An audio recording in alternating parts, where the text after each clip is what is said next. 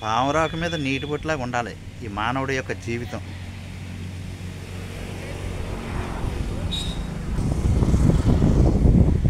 ఈ మానవుడి యొక్క జీవితం ఎలా ఉండాలంటే మనం సంసారంలోనే ఉండాలి.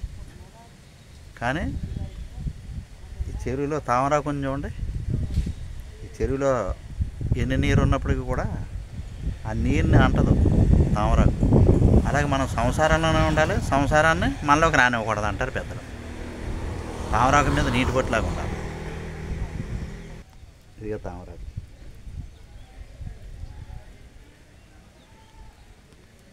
తామరాకు మీద నీటి బొట్టులాగా ఉండాలి.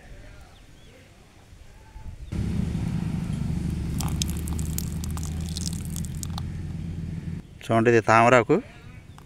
తామరాకు మీద ఎన్ని నీళ్ళు వేసినా కానీ అంటదు, ఊడిపోతుంది. ఆ ముచ్చినలాగా మెరిసినా ఊడిపోతుంది. క్లియర్గా ఉంది. అలా ఉండాలి. మన మనసు కూడా అలా ఉండాలి. చూడండి, తామరాకు మీద నీటి పొట్టు ముచ్చినలా మెరుస్తుంది వాటర్, కానీ అంటదు.